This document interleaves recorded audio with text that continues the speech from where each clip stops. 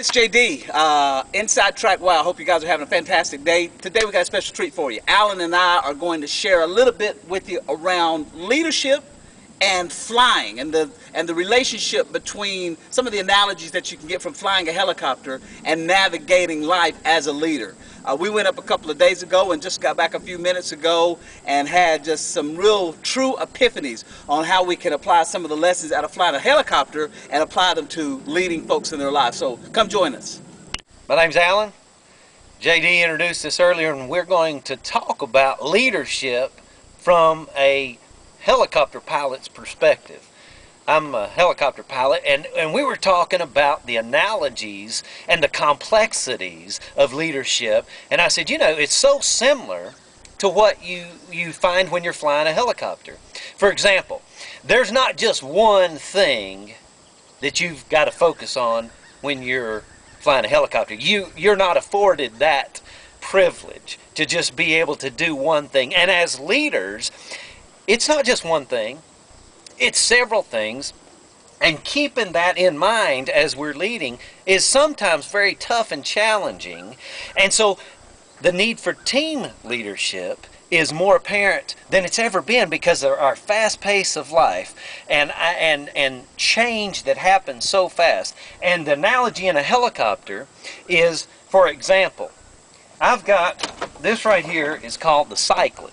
All right, it does a couple of things. And the one thing it does is it rotates the main rotor system, the main rotor blades. All right, but this alone will not make the helicopter fly or not allow it to fly.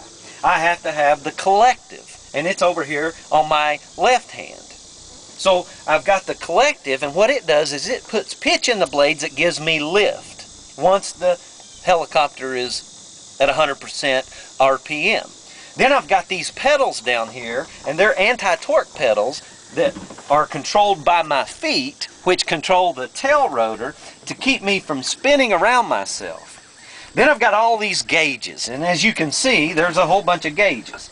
So the point is, if I focused just on this gauge here, for example, this is my RPM gauge, and it shows me how fast my engine is spinning and how fast my main rotor is spinning.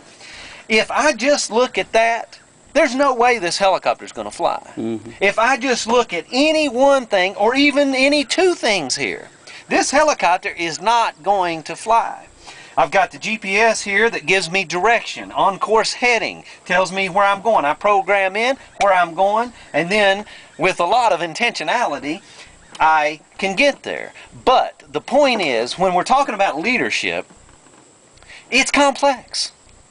And very few of us are absolutely perfect at several things. We're normally good at a couple of things. And so we need other people around us to help in other areas. And although I can fly a helicopter by myself, the awareness has to be a whole lot more intense in this helicopter than it does in my vehicle.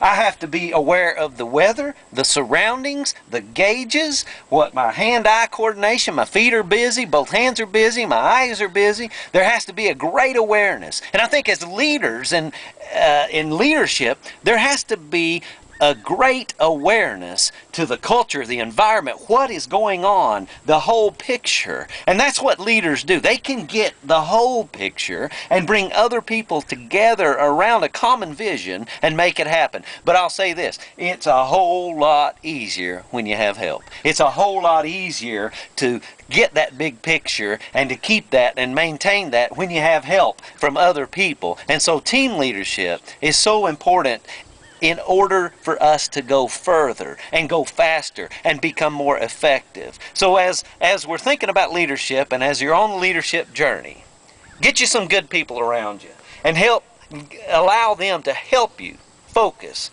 in the different areas. Hope you enjoyed our leadership helicopter analogy today. Thanks.